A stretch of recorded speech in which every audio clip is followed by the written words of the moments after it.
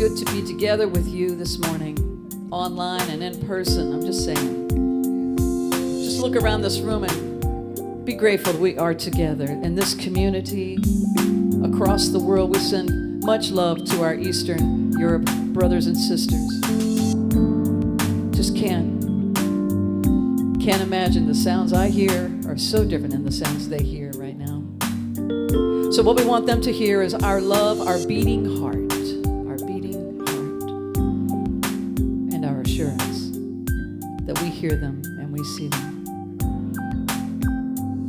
So this morning, I invite you to join me if it feels comfortable, and as it feels comfortable, because sometimes it doesn't feel comfortable singing, but nevertheless, it feels good because we are together in community.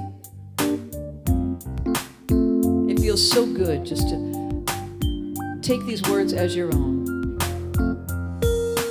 We have come here to love one another.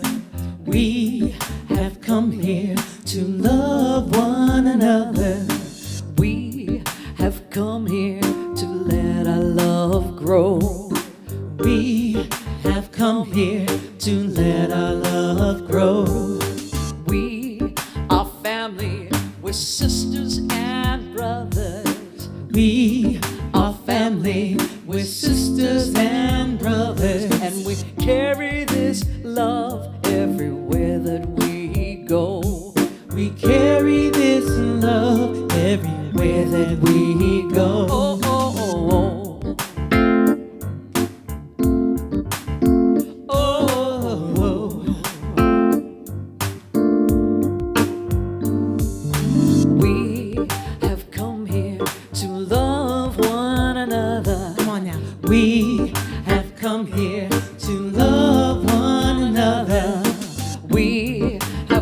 here to let our love grow. We have come here, amen, to let our love grow. We are family, we're sisters and brothers. We are family, we're sisters and brothers. And we carry this love everywhere that we go. And we carry this love everywhere that we go. Oh, oh, oh, oh. Oh, oh, oh. Oh, oh, oh. Oh, oh. We carry this love.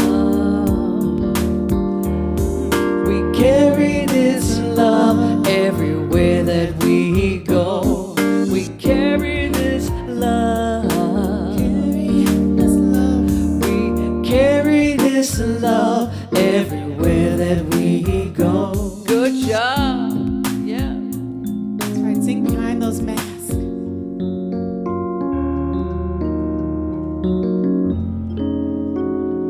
To be confident that the infinite will take care of it. We're so fortunate To be confident that the infinite will take care of it. We're so fortunate to be confident that the infinite will take care of it. Just lay it there on the doorstep. Fortunate to be confident that the infinite will take care of it. We're so fortunate. You say that with us? To be confident, Amen. that the infinite will take care of it. We're so fortunate to be confident that the infinite will take care of it. We're so fortunate to be confident that the infinite will take care of it. Here we go. We're so fortunate. God is the boatman. God is the boatman. It's by God's grace that we're gonna cross this earthly ocean. We learn our lessons from the sun. It shines equally on everyone. sun don't shine, we learn it from the rain. It falls equally on everyone the same. We're confident that the infinite will take care of it. We're so fortunate. Know that with me. We're so confident that the infinite will take care of it. We'll take care of it. So fortunate. We're so fortunate To be confident that the infinite will take care of it. Amen. We're so fortunate to be confident that the infinite will take care of it. We're so fortunate to be confident that the infinite will take care of it. We're so fortunate to be confident that the infinite will take care of it. We're so fortunate.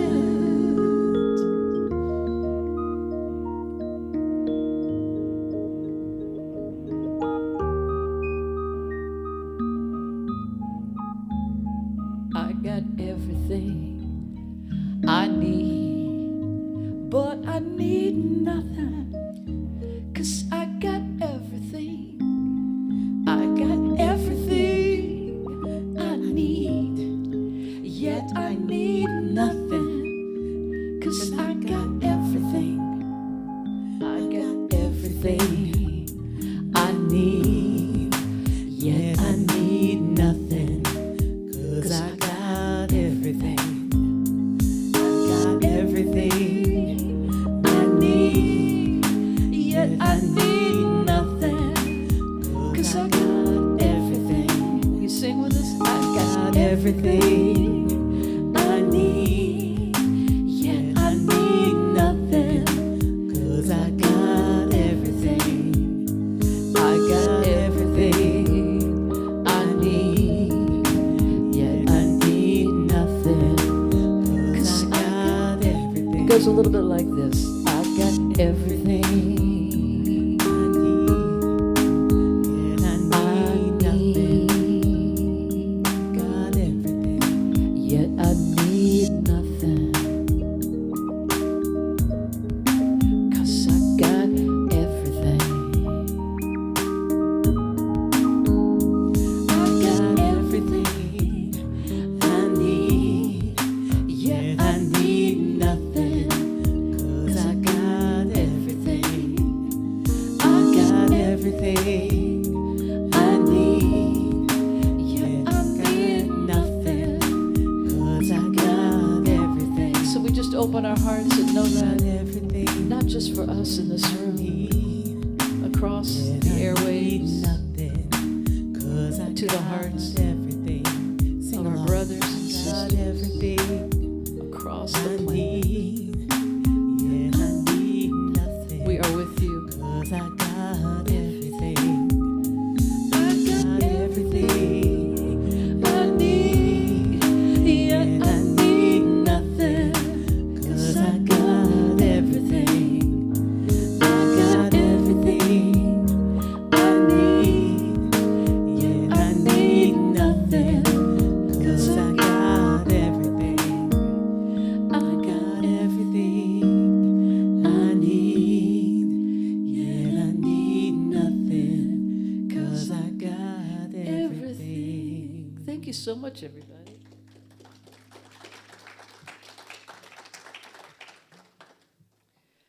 At this time, I'd like to invite you to stand with us and join as we sing together our opening song.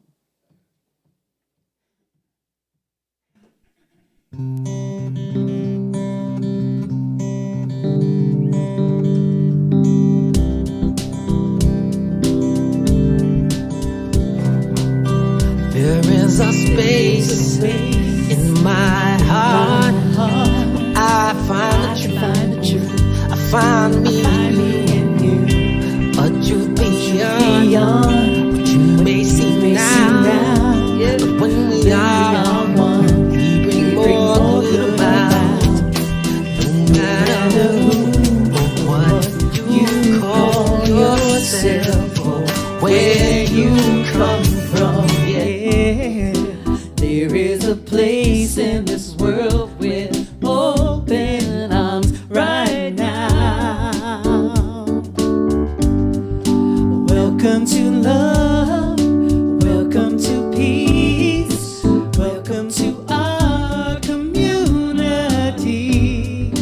Be who you are, let your light shine. We're so much more when we unite. You are welcome here.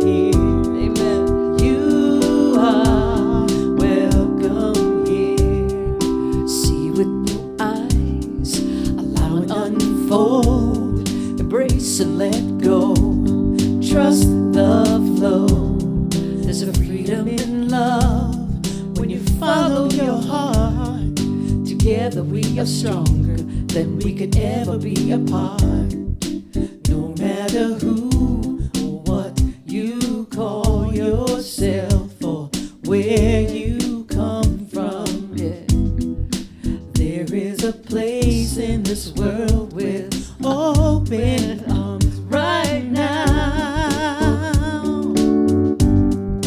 Welcome to love, welcome to peace, welcome to our community. Be who you are, let your light shine. We're so much more when we unite. You are welcome here. You are welcome here.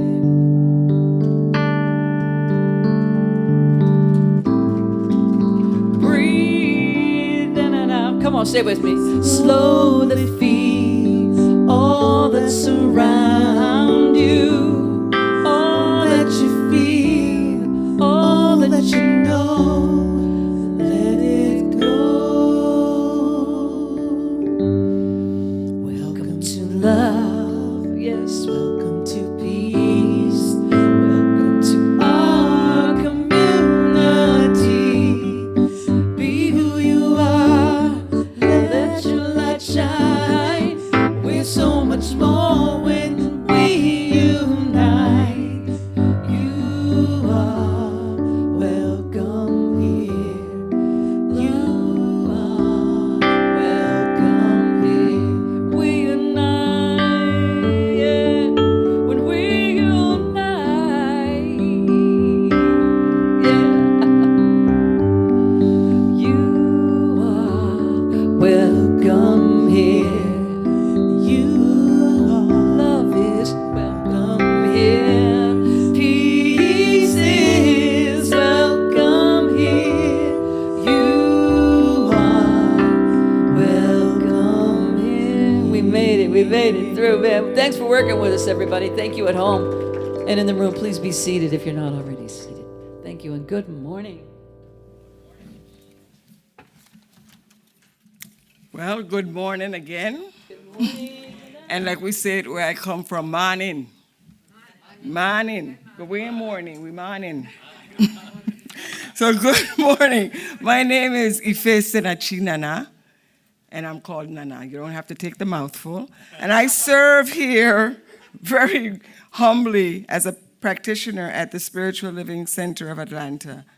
We are a center that educates and engages the seeker on their spiritual path. As a member of the global movement Centers for Spiritual Living, our mission is to provide spiritual tools for personal and global transformation.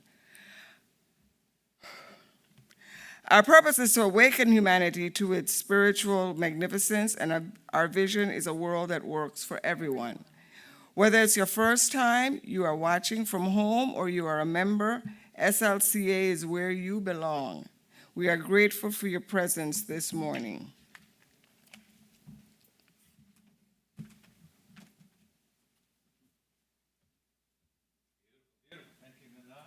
Good morning.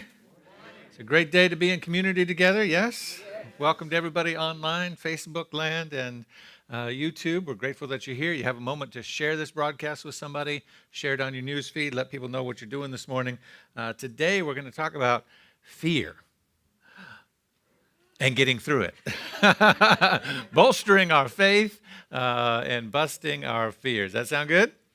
Before I tell you the affirmation today, there's a few special things I want to point out today. I don't know if you noticed, but it's been July since we really fully came back into the building, and we were very intentional about what we were going to create, the staff and with the support of the board, about what we wanted. We changed the set here a little bit, and we wanted it to be familiar, but also new. So when you walked in, it was like, oh, this feels a little different, feels a little refreshed, a little something, the lights in the corners, and put the banners back up. We did some things in this room. We also did a bunch of work in the lobby. And you might just walk right in and, kind of come in and get your seat. But if you pause and look, you'll notice that the lobby looks very different than it did prior to the pandemic. And one of the great things about what's happening in there is we have a little corner that's dedicated to Will Mathis. You might see it more intentionally on your way out. There's a little hat that's hung there, so it's a great place to hang your hat. And it's got this card with his story on it, with some resources and information on the back for anybody who might be, dealing with some stuff quietly, privately, that they're not willing to share, struggling with some things, that internal struggle, and they need somebody to talk to. The resources are right here. So you can always pick one of these up, and this is a great way to share with somebody in your life who, the conversation might be uncomfortable or challenging. This is a resource, and it's a way that Will's life gets to live on in our ministry, and his smile and his energy gets to continue to give to us. So that's always there, but I want you to know that everything in the lobby, with the exception of the beautiful tree sculpture, which was donated by Danny Miller. Danny, is that right? Wilson. Miller. I got that right. Okay. I've got names running through my head this morning. Wonderful Danny did the tree, but the logo and the painting and the stuff up on the beam and all of the redesign of the lobby was done through a contribution by Will Mathis's partner, Bob Wagner. He's here this morning, and he brought one last piece for us to add to our sanctuary.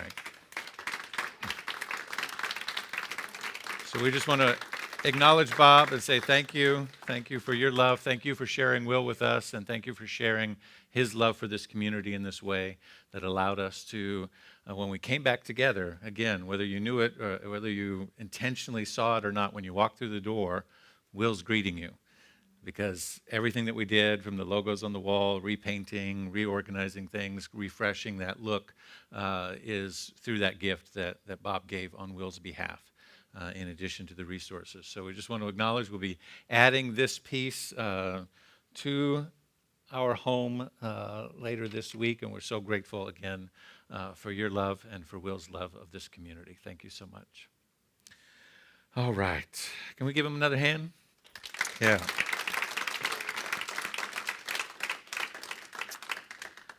So let's do our affirmation for today. Get it up there. There we go. So we're going to talk about fear today. The affirmation is this. I'll read it for you, and then we'll do it together. In this moment, let's see. Is that right? That's how it starts. Yes. In this moment, I remember that not only am I one with Spirit, but Spirit is all that I am. I am that.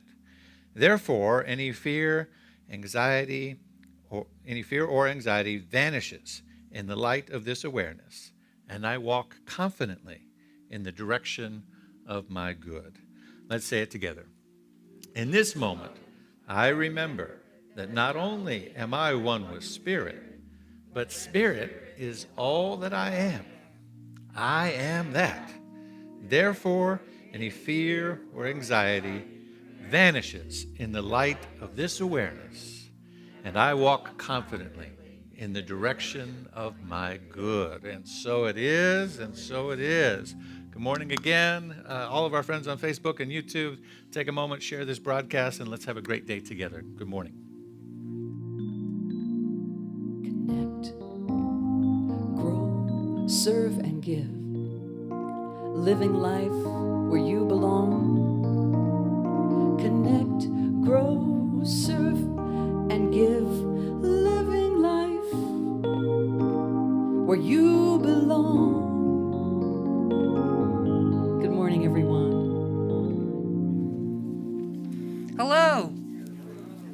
I'm Mally Lapete, and I gladly serve here with the Creative Arts team. I'm excited to tell you about opportunities to connect, grow, serve, and give at our center. For more information about today's announcements, be sure and scan the QR code on the back of the chair in front of you. March will be filled with many opportunities to connect as we kick off Women's Herstory Month. Join us on Sunday, March 6th, that's next Sunday, to celebrate our newest SLCA minister, the beautiful Jean Bell. Yes, very powerful people here in this center. Our Sunday, next Sunday after that, March 13th, will display the work of artists and authors from our SLC community. Each of these weeks, there will be a special reception following the service. Plan to stay for a time for connection with those in our community. Maybe it's time to say hello to somebody you haven't. I'll be there. You can say hi to me. Did you sign up for the Revealing Wholeness class? Reverend Alexander and our beautiful new Reverend Jean Bell are teaming up for our first CSL certification class of 2002, beginning Thursday, March 10th, 6:30 to 8:30. Whether you'd like to join us in person or via Zoom, you don't want to miss the opportunity to grow by expanding your knowledge about science of mind principles. So sign up now today. Please check out our slca.org website. Have you been there lately? There's a whole lot of information. If you can also go into the lobby and scan QR codes. It's the place to connect. We're happy to join with UUCA, Unitarian Universalist Congregation of Atlanta, again this year to serve as we collect food and diapers for those in need served by the Toco Hills Community Alliance. Please consider donating what you can. We cannot accept any items in glass containers. We'd like to thank each and every one of you who faithfully give to SLCA.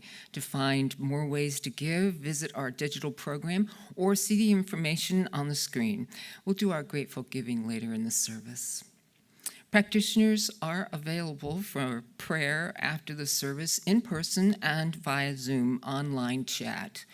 If you wish to receive affirmative prayer online, our practitioners will provide their email to set up a time for that. Otherwise, if you're here in person, practitioners will be on either side of the sanctuary to pray with you, to know.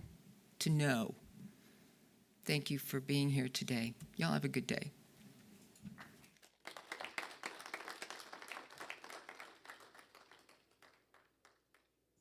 Greetings, spiritual seekers of health and wellness. My name is Dr. Scheherazade Taylor, and I'm excited to be the facilitator for a two-part Spiritual Living Centers of Atlanta Zoom workshop on spiritual and mental wellness. Participants will define for themselves spiritual and mental wellness, as well as the positive emotions and behaviors that contribute to our continued growth. For the past 2 years, we have survived this endless pandemic, climate catastrophes, and social and political unrest. I don't know about you, but I don't want to just survive. I want to thrive. I hope you will join me for part 1 of Thriving in 2022, Spiritual Wellness, Mental Health, and Positive Behaviors on Tuesday, March 8th at 6:30 p.m. Until then, peace, blessings, and prosperity.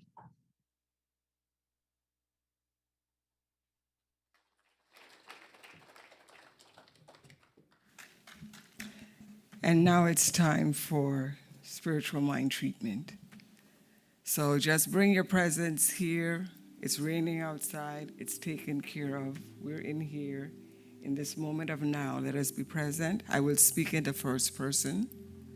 And just ask you to join me and know this truth. Take what works for you, take what you need. It's just passing through me, it's not mine. I will have you breathe and just be here present. Know this with me. There is only one God. In all that there's God, called by many names: Spirit, truth, whatever it is that we have a desire for at that time. It all comes down to that one name. And I am one with it. And being one with it, I know that all of my needs are met. I know that all things work for the good when I am working with the right mind and in my right mind. And my highest good is always served. Therefore, I need nothing.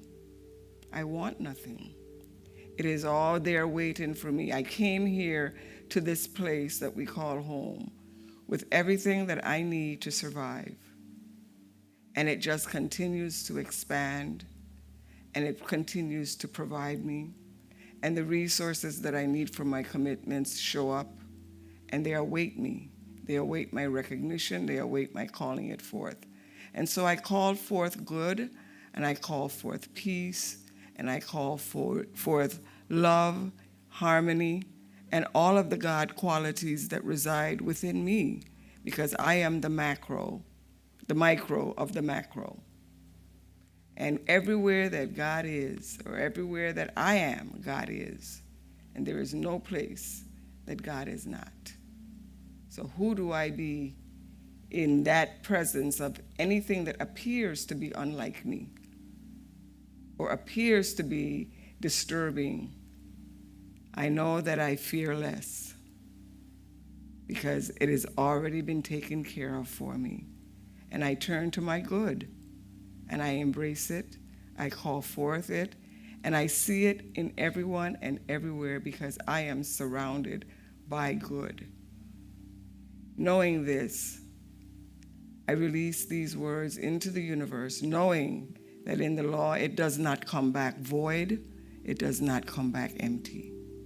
And I am just relieved, and I am just happy. And I join you to affirm this with me by repeating, and so it is.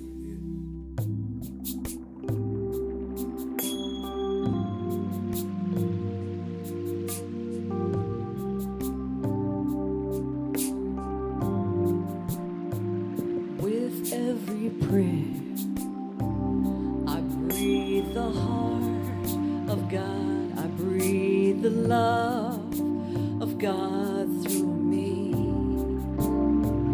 With every prayer, I breathe the heart of God. I breathe the love of God through me. As I open and allow, I know right here and now, I create a world where wonders never cease. With every prayer, I breathe the heart of God. I breathe the love of God through me. Through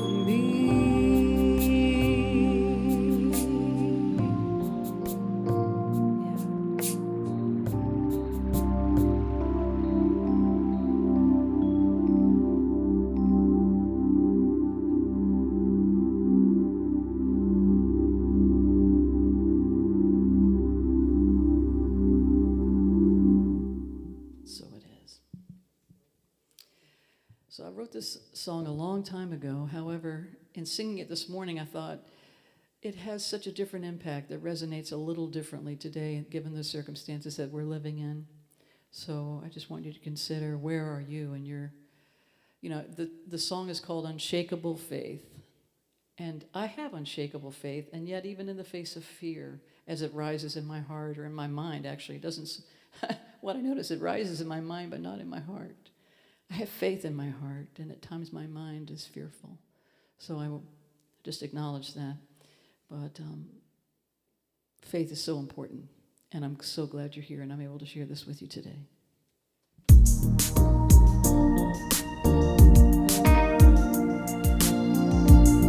Thanks for singing with me, Burnett.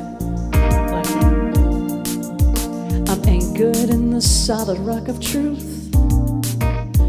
I have unshakable faith, unshakable faith. My faith is stronger than my fear. I have unshakable faith, unshakable faith. Though small as a mustard seed, my faith can move mountains. Belief in possibilities moves me beyond what I can see. Amen. I'm anchored in the solid rock of truth. I have unshakable faith, unshakable faith. My faith is stronger than my fear. I have unshakable faith, unshakable faith. I stand on what I know. Stand on what I know. I lean on what I know. Lean on what I know. I rest in what I know. That my life is in good hands.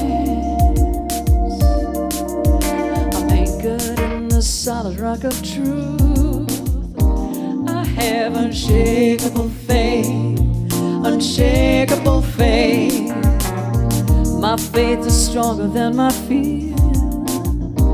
I have unshakable faith, unshakable faith. I have unshakable faith. Come on now.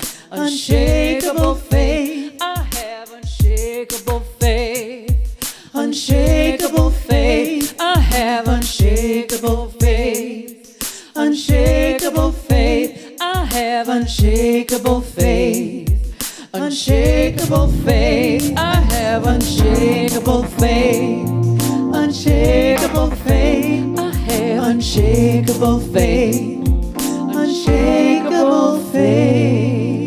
Yeah, so it is. Good morning.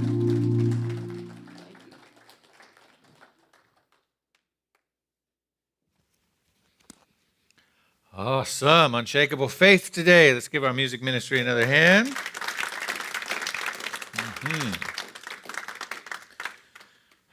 Good morning.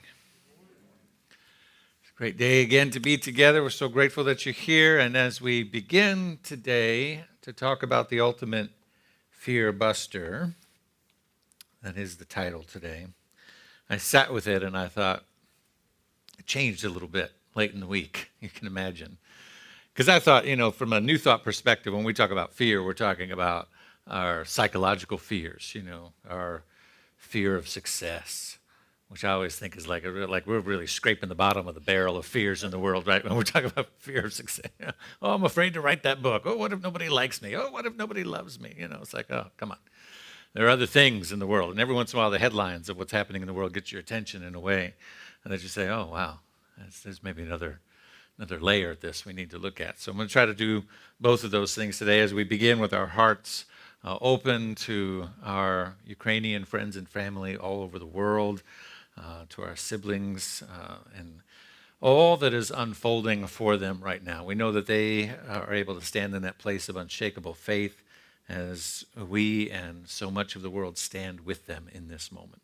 Including, by the way, one of the things I've been so heartened by is the stand that the citizens of Russia are also taking to be in the streets. And I'll speak about that a little bit more as well. But fear is something that we must address because it's something that so operates in our life. And it's often said that fear and love are opposites of each other. Right? That they're identical in the sense that they are energy of our consciousness and one that moves in one direction and the other moves in another direction.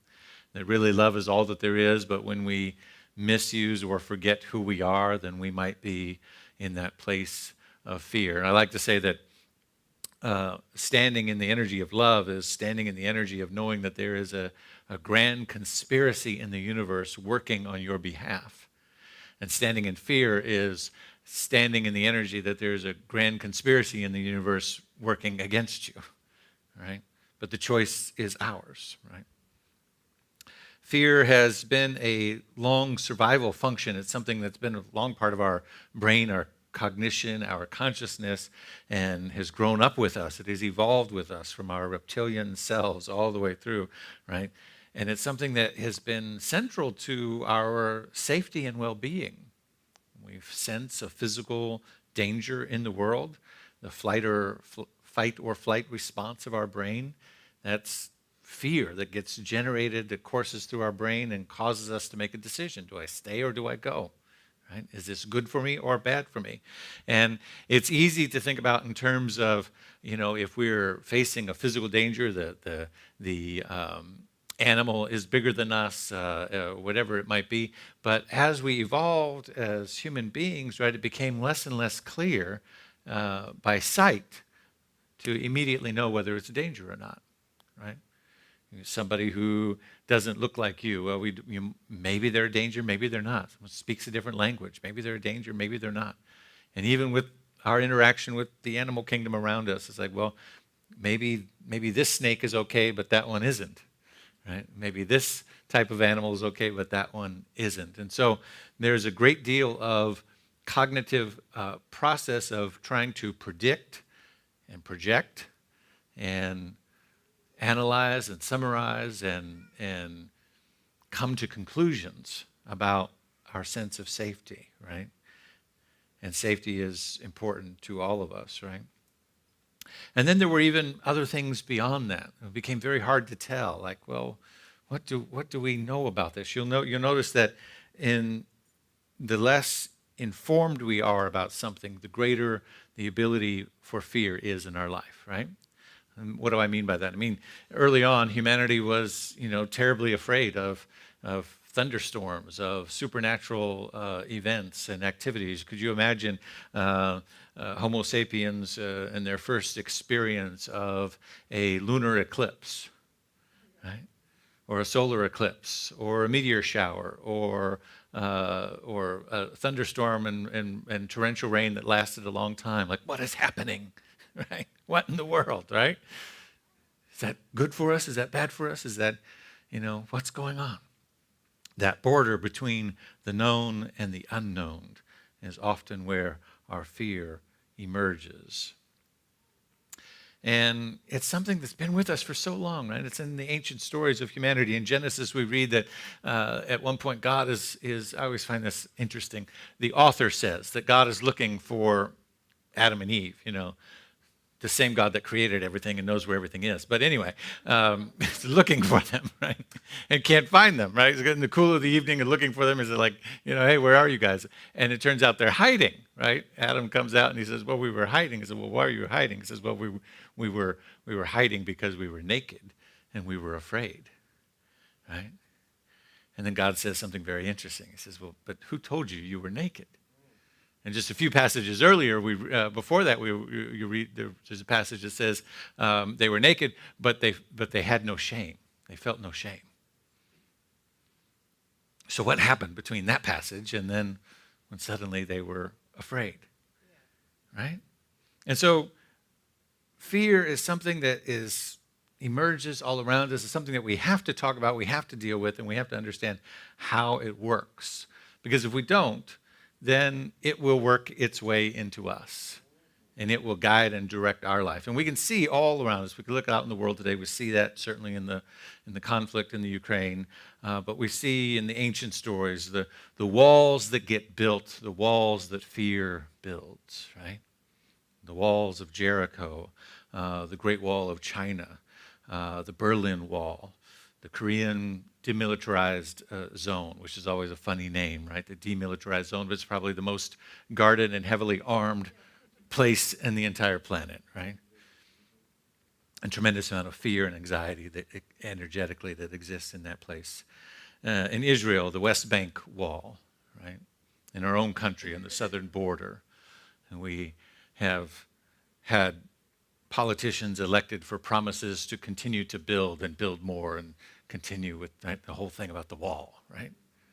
Somehow walls can protect us from some threat outside of us. But it's not just external physical walls that we're talking about, right? There are virtual walls, there are psychological walls, there are barriers that we have built between ourselves and each other, right? There have been, redlining in real estate, right?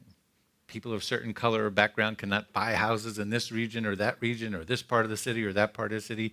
Jim Crow laws, gender barriers, religious barriers, apartheid, segregation, right? Laws against same-sex marriage, laws right now, tremendous amount of activity happening around transgender issues. In Texas, the governor wants to make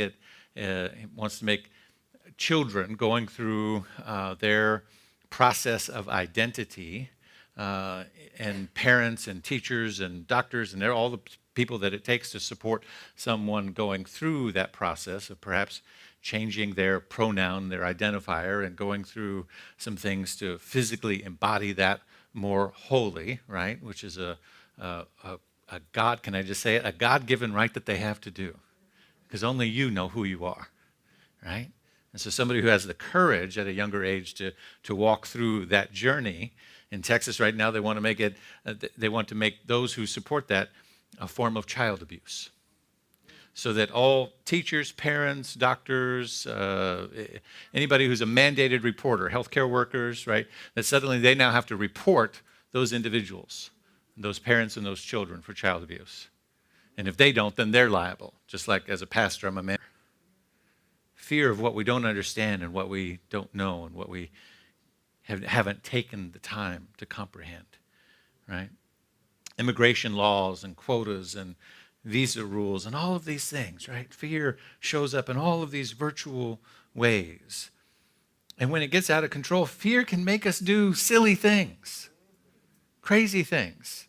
Not just things that harm each other and harm ourselves, but sometimes it gets to the point of ridiculous. I need to ask you all, because we're coming to the end, hopefully, or the other side of this pandemic. I just need to take a quick survey. Did anybody actually run out of toilet paper?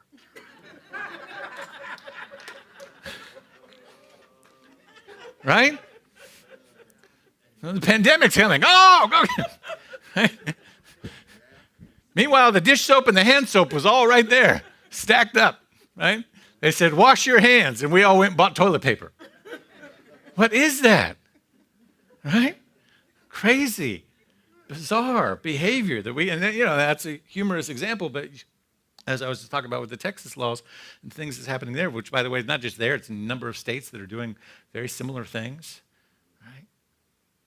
We can do and find ourselves in interesting places, making interesting rules, interesting checkpoints and ways of governing and discriminating against each other, all because there's some fear within us that has been unchecked and not put in its proper place. Ernest Holmes says this about fear. He says, if you could see the object of your fear until you really understand it, it would no longer exert any effect on you. You can do this to the degree where you become aware that you are divinely guided and protected, and establish your understanding of this in a definite way. I want to focus on that first part. If you could see the object of your fear until you really understand it, that's the key. Until you really understand it, it would no longer exert any effect on you. And you can do this to the degree where you become aware that you are divinely guided and protected, and establish your understanding of this in a definite way. Right? So that's what we're going to do today. We're going to dive in and see if we can really understand what is happening when we have fear, whether it is fear for our physical safety or well-being, fear for somebody that we care about, or it's something internal going on that's a fear of those psychological fears that I'm talking about that we tend to describe in metaphysical circles around fear of success, or fear of being loved, or fear of risking ourselves again in a relationship, or trying that new thing, or becoming an entrepreneur, or letting go of our sense of security, right? So because principle, right, first of all, we teach spiritual principles here, and principles, the way that they work is that they work the same way everywhere, right? So we like to say this way, that God doesn't know big or small, right? So whether it's fear that comes from people invading your country, or it's fear that comes from trying to risk love again, or break out of the shell that you've been in, or something, right? God doesn't know any big or small. It's all, the principle works the same at all levels. So we teach the principle here and then apply them and see how they're working in all these different levels. We can summarize fear as simply a false belief, right? It's a false belief. The ideas that say things like, nobody wants me, or I'm not needed, I'm not loved, I'm not worth anything, I feel afraid for my safety or well-being, right? Fear arises from the false belief in duality, the belief that there actually are two powers in the universe and that one could work against you. This belief that there might be an idea or an energy opposed to God. So one of the groundbreaking things about New Thought, at least in the Western world of spiritual thinking, that Holmes and those that came before him, because he was late to the game, but these individuals who came forward to resuscitate, or to bring forward into Western eyes, a viewpoint that has always existed both in native spirituality, in First Peoples spirituality, in African spirituality, in Eastern spirituality, right? This idea that there's only one. There's only one. There's actually not. It looks like there's duality. It looks like there's two powers. It looks like there's things warring and fighting with each other. But that whole thing that you've been sold, that you've got to save your soul in order to not go here because this loving God is going to punish you forever, that's all a lie, right? That's all, in fact, a byproduct of fear that's trying to keep you in fear. Because what happens when people who discover how the principle of fear works and they decide to use it, they can manipulate others, right? Because fear produces control. If we have fears operating in our own lives, then those fears are actually in control of our daily choices and decisions, not us. If we're projecting fear or manipulating the powers of fear onto others, then we are exerting some sort of control over their life, right?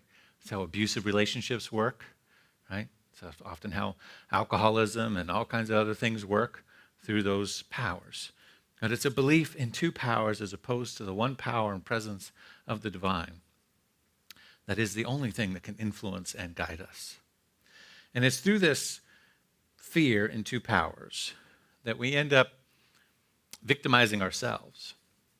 In doing so, we fail to take responsibility for our own thoughts, our own feelings, our own emotions, and we blame something external for the cause of what we feel or what's happening in our lives. In the work, there's a work called The Psychology of Fear, and in that it teaches this first thing I want to highlight in white. It says, fear always has an intentional object. It's always directed at something. Fear always has an intentional object. It's always directed at something. Another person, the animal, the thing that is threatening us. But here's the key. Here's the metaphysical part. The metaphysical is in orange. Right? The teaching from the psychology of fear is in white. Most often, that object is a thought in our mind. Most often, that object is a thought in our mind. We externalize it, but when we really examine what's going on, when we pause long enough to really understand it, as Ernest Holmes invites us to do, what we see is that object is merely the thought in our mind about the object, not the object itself. Annie, who was here speaking last week, right? And she talked about going to that all-inclusive place, a resort in Mexico, and meeting those people at the bar that were from Texas, right? And what does she immediately have? Was a reaction to those people are danger, right? They're not like me. They probably voted different than me. They think differently than me. They have different values than me. I don't like them. They were the threat. They were the object of her fear. But they had nothing to do with it, right? It was her externalized thought. If she paused long enough to examine and say, well, where is this coming from? Oh, it's my thought. I actually don't know this person from Adam, right? It's my thought about them.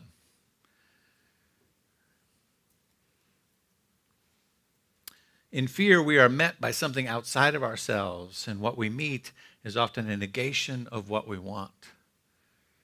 And so when we examine what is it that we want, well, we want safety, we want well-being, we want to be healthy and thrive, to be loved, etc.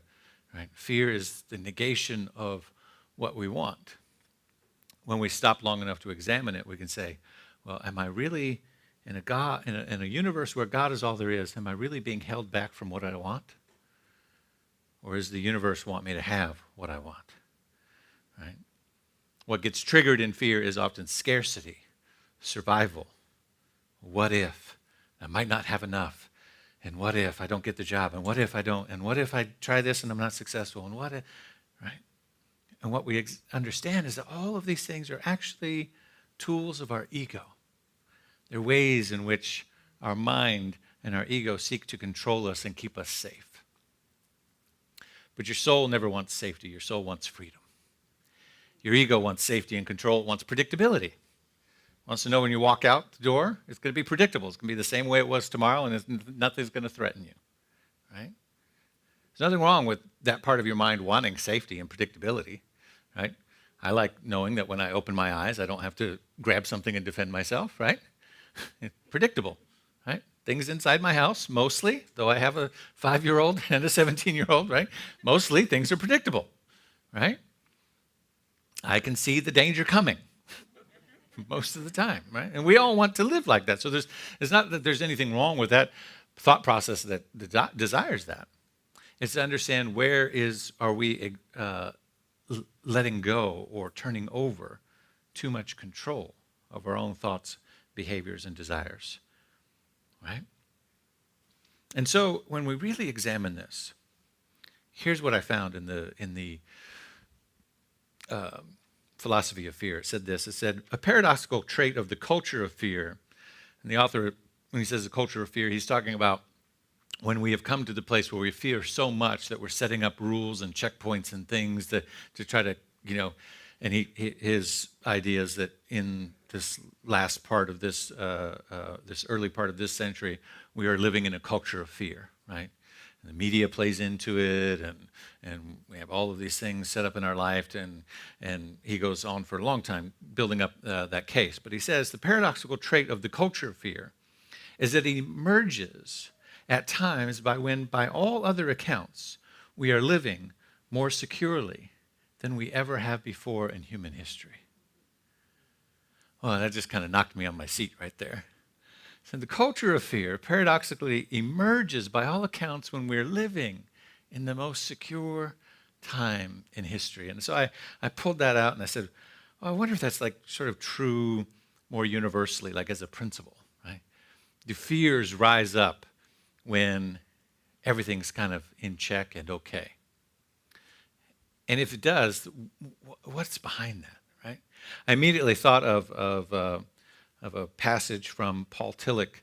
He's one of my favorite theologians outside of Ernest Holmes.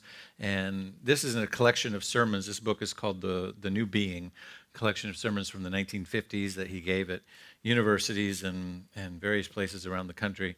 And in this one, this particular sermon is on the subject of healing. On the subject of healing. And he begins it by talking about Germany. And this, again, is in the 1950s. And he said he was from Germany and came to the United States before the World War II and stayed here and became a professor and lecturer, etc. And he talks about going back. And I'll just read you a little bit of that. He says, in recent months, I was able to go back. I spent 3 months in Germany.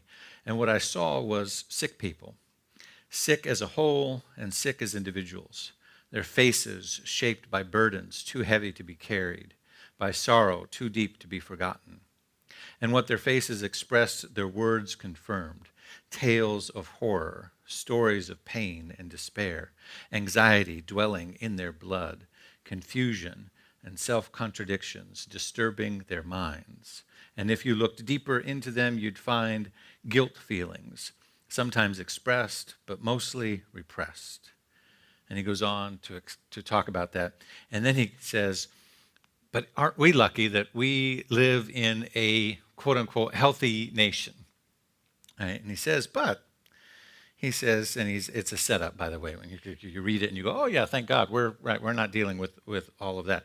And by the way, this is 1950s, he's a Lutheran theologian. He's not talking about necessarily the mind-body connection of medicine, but you can see where that supports those ideas, right? All this internalized repression and anxiety and unresolved whatnot, and how what he's observing is it's taking a toll on the physical well-being, and you can actually see it, right? And once in a while I read these sermons and I have to stop and look and go, is this Ernest Holmes? Is this Deepak? Who is this? This is Paul Tillich, right?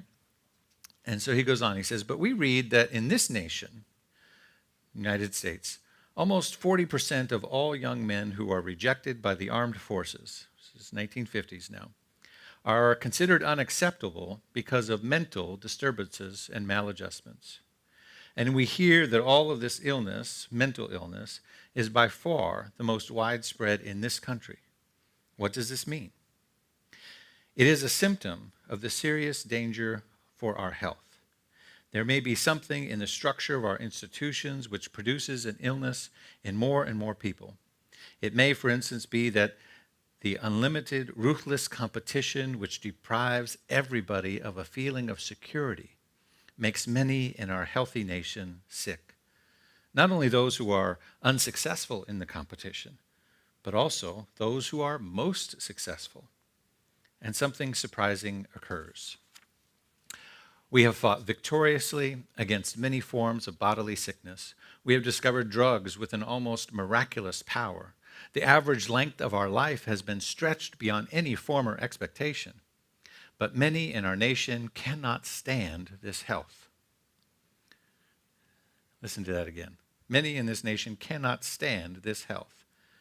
And this is where it gets really interesting. And I just invite you to hold this with a sense of curiosity. They want sickness as a refuge into that which they cannot escape.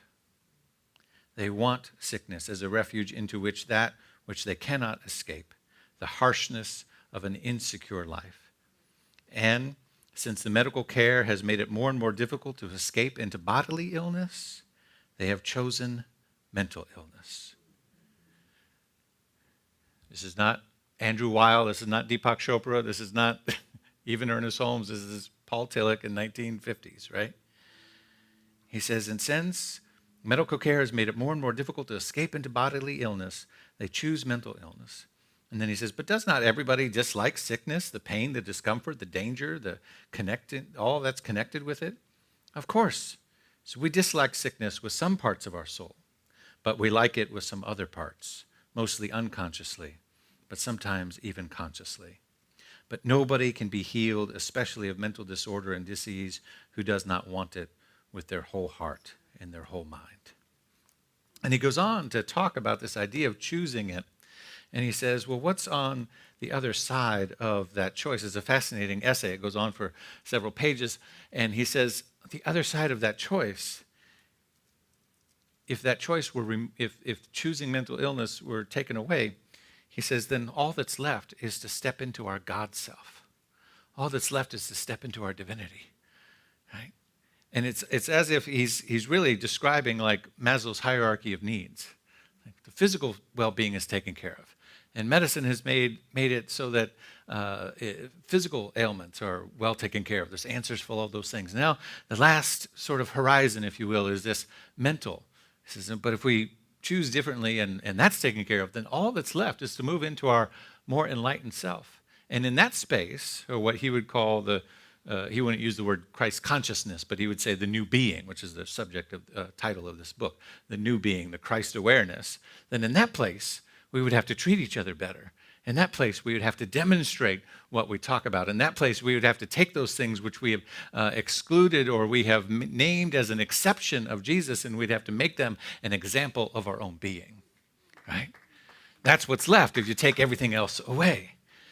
And I think it fits into this idea of fear and this idea from the philosophy of fear that says that the fears arise when all of our securities are around us, because our other choice is to step into our greatness, right?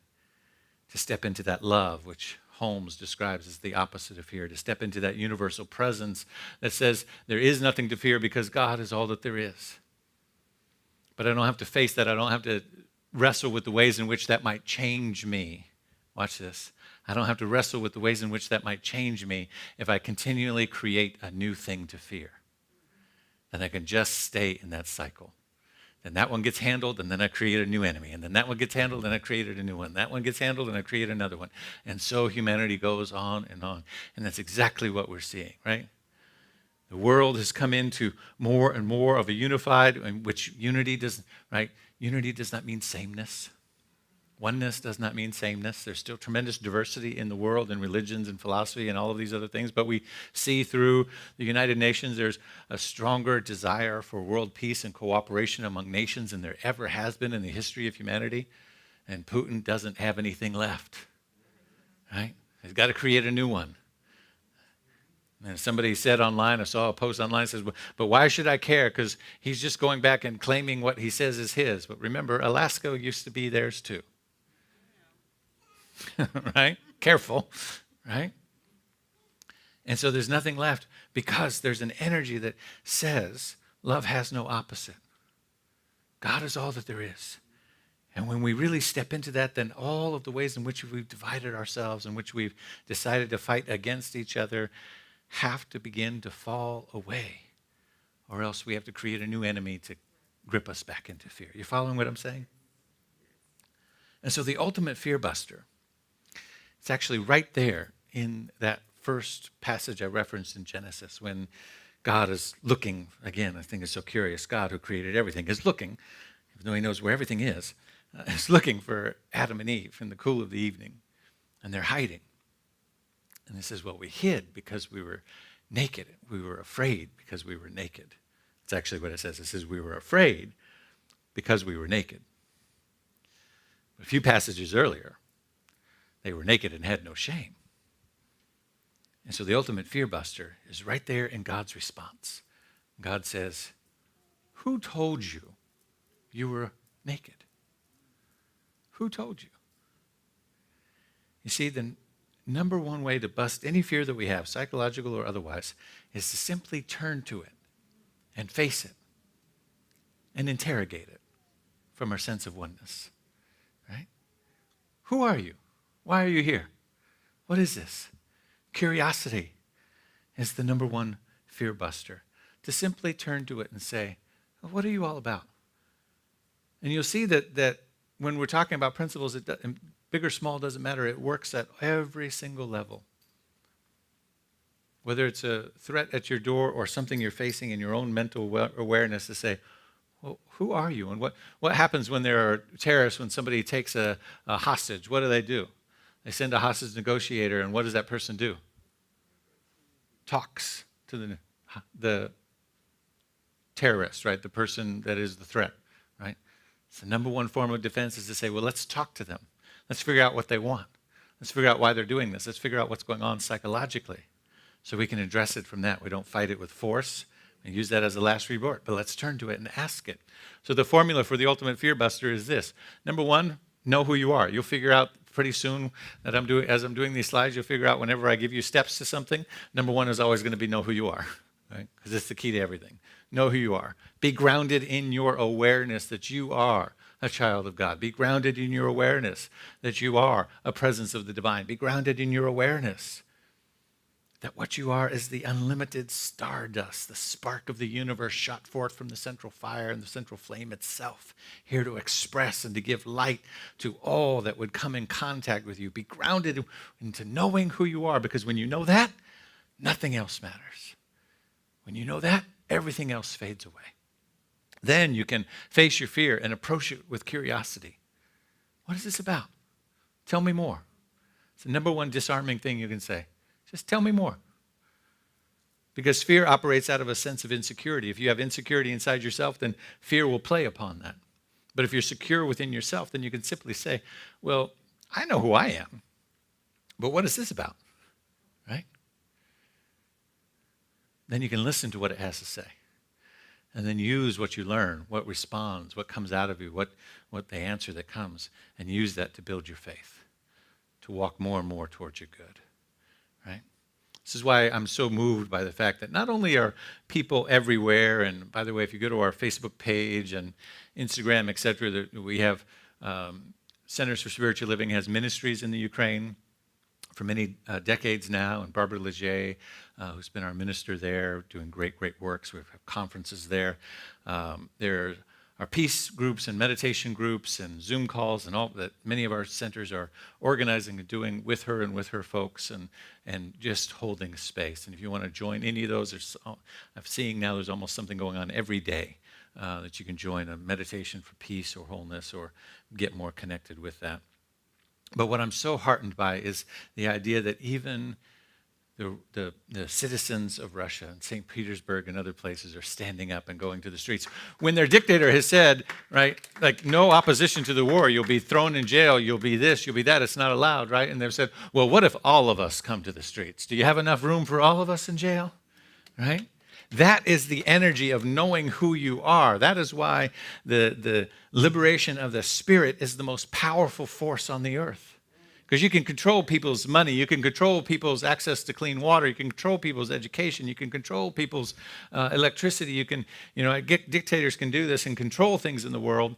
We've done it in our own country. We've tried to manipulate and control people. They're trying to manipulate and control people in Texas through anti-LGBT laws, right? Which is just the newest face on an old dog that has no bite left in it anymore. Because when you, right? Because when you liberate people from the inside and you tell them who they are and they know that God self and it's undeniable, it's like you can't do that, right?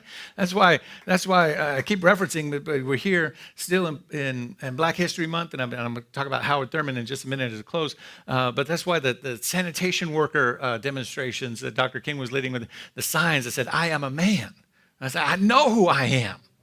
In the presence of your discrimination, in the presence of your unfair treatment, in the presence of your racism, deal with this. I am a human being, right? Now what are you going to do? Because regardless of your mental deformation, there's something within inside of you that knows that you are one with me.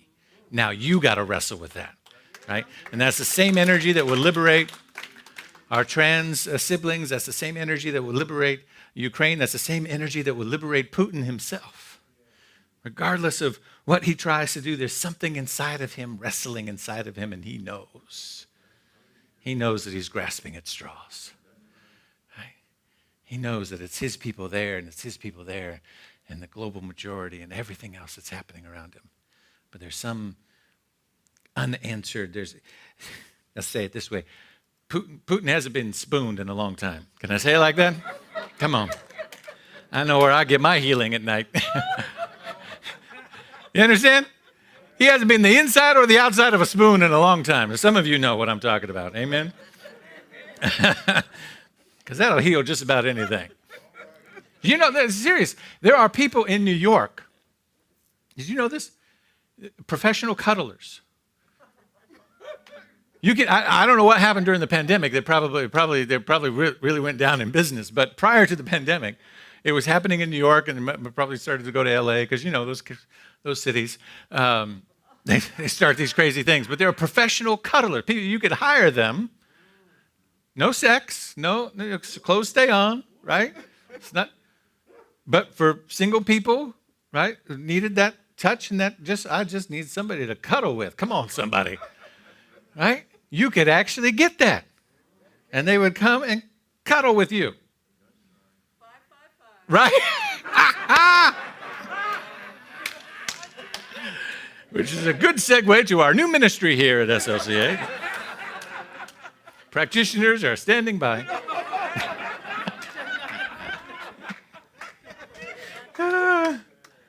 I'm telling you, but what I'm saying is there's a human need, right? when we remember who we are, it heals everything. This is from Howard Thurman's Jesus and the Disinherited, and my great bookmark. Got to figure out what to do with these green stir sticks from Starbucks. You know, I have them in all my books because they make great bookmarks. Howard Thurman, Jesus and the Disinherited. I started this month on Instagram and Facebook. You've seen my book challenge, and every day of the week I've had a different author, Black history, and I started with Howard Thurman. It's a place that I always go to when I want to refresh my mind. And this book is literally a roadmap on how to do nonviolent justice work. It's a roadmap. It talks about the anatomy of fear, the anatomy of hate, and separation, and how they operate in the consciousness. Howard Thurman was a mystic, well ahead of his time, and an inspiration to Dr. King. And this book, literally a roadmap on how to stand in justice issues from an internal metaphysical point of view, right? He never would have had metaphysics or the word metaphysics come out of his mouth, but he understood from a deep place how these things worked in consciousness so that we could embody them in the flesh. And so this is, after he's gone through, he's identified fear, he's identified hate, he's identified, which other ones in here? Deception, fear, deception, and hate, how they operate, and then talks about how to overcome them through the power of love. And he says, what then do we do in the midst when we feel as if our backs are against the wall? Now, he's writing even before King, so when he's talking about fear, he talks about real fear. He talks about being, the psychological effect of Jim Crow laws and all of that. So it gets very real in the way what he's describing in this book. And he says, so what do you do to a people whose back are against the wall? He says, there must be the clearest possible understanding of the anatomy of the issues facing them. They must recognize their fear, deception, and hatred, each for what it is. Once having done this, they must learn how to destroy these or to render themselves immune to their domination. In so great an undertaking, it will become increasingly clear that the contradictions of life are not ultimate. The disinherited will know for themselves that there is a spirit at work in life and in the heart of humanity which is committed to overcoming the world. I'm going to say that last part again. And so it's so great an undertaking that it will become increasingly clear that the contradictions of life are not ultimate. Bit of a reference to Paul Tillich's work as well on the use of the word ultimate. What does that mean? The contradictions of life are not ultimate. The things that are challenging us don't last forever. The things that appear as fear, the things that appear as opposition, the things that appear, the laws in Texas are not ultimate, right? The actions of Putin are not ultimate. The forms of discrimination and hatred in the world are not ultimate. The contradictions of life, the things that would contradict the love, the wholeness, the truth, the beauty that we know that we are, those things are not ultimate. They're illusions. There is, and he says, the disinherited will know from themselves that there is a spirit at work in life and in the heart of humanity, which is committed to overcoming this world. It is universal, knowing no age, no race, no culture, no conditions of men. For the privileged and the underprivileged alike, if the individual puts at the disposal, if the individual puts at the disposal of the Spirit the needful dedication and discipline, they can live effectively in the chaos of the present and the high destiny as a child of God. Let me say that again. For the privileged and unprivileged, this spirit, which he says, the disinherited will know from themselves that there is a spirit at work in this life and in the heart of humanity, which is committed to overcoming, when he says the world, he means the troubles of this world. It is universal. It knows no age, no race, no culture, no conditions of men. For the privileged and the underprivileged alike, if the individual puts at the disposal of spirit the needful dedication and discipline, in other words, if we put our mind to it and keep it focused there, that individual can live effectively in the chaos of the present and the high destiny as a child of God. And so that is what I hold as possible for not only you and I, but as I hold for possible for all of our siblings in Ukraine and the places now which they are seeking refuge in Poland and elsewhere, for those that have family members here stateside and perhaps in Canada or anywhere else in the world, all whose hearts are tugged by what is happening, that we know that there is a spirit that we can tap into. And that spirit has one purpose and one destiny, and that is to set free the hearts of humanity into its love, into its wholeness, into its purpose, into its divine right order. And if we put our minds right and stay dedicated and committed to that idea coming through and moving through and as us, then we can live simultaneously in the chaos, knowing that the disorder of this world is not ultimate. To not be moved by the conditions of the world, but to have the conditions of the world be moved by our dedication to the idea of oneness and wholeness and peace and justice for all.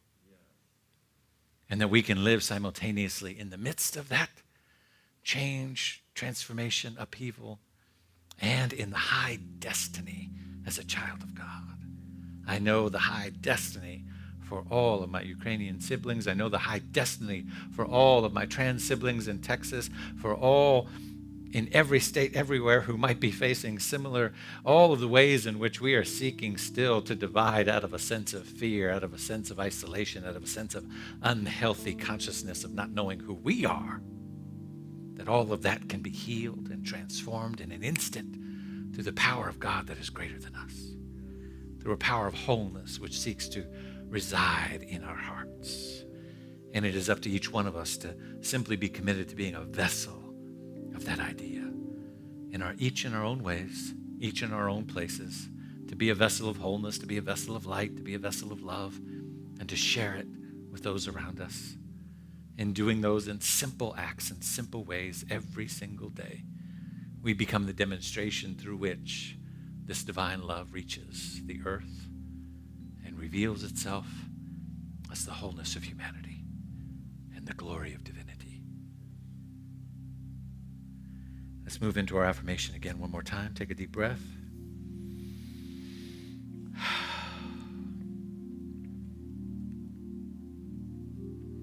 In this moment, I know that I am one. In this moment, I remember that not only am I one with this spirit, but that spirit is all that I am. I am that. Therefore, any fear or anxiety vanishes in the light of this awareness, and I walk confidently in the direction of my good, and so it is, and so we let it be. Peace and blessings. Thank you.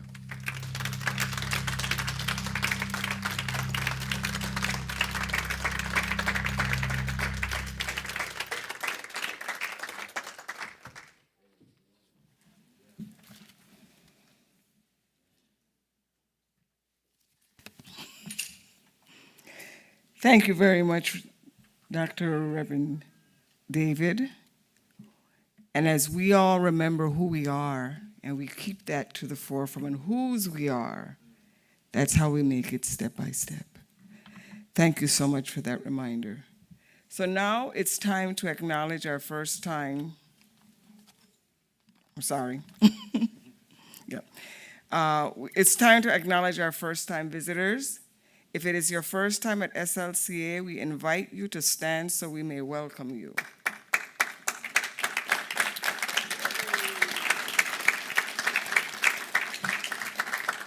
Our ushers are handing you a gift just for you. Please join a welcome ambassador for fellowship in the lobby following service. Thank you for choosing Spiritual Living Center of Atlanta as part of your celebration today.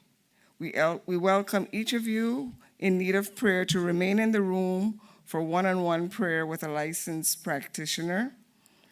The practitioners will be available on both sides of the room.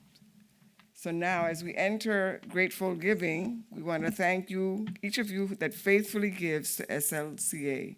It is because of your contribution that we continue to spread our message of oneness.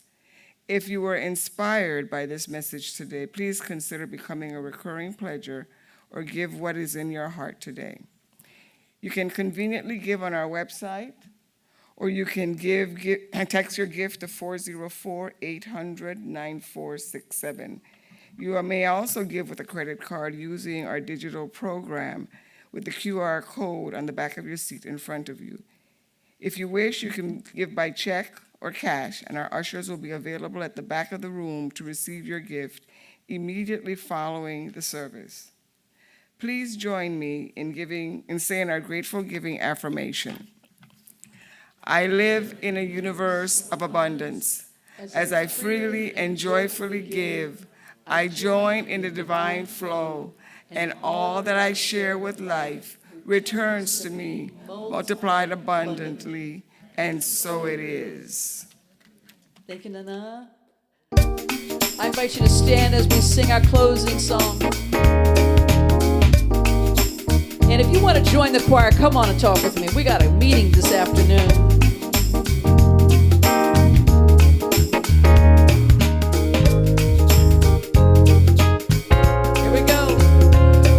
Envision a world that works for everyone and for all of creation. We see all people, all beings as expressions of God. We see a world that works for everyone. We envision a world that works for everyone and for all of creation. We see all people, all beings as expressions of God. We see a world that works for everyone. We envision a world that works for everyone and for all of creation. We see all people, all beings as expressions of God. We see a world that works for everyone.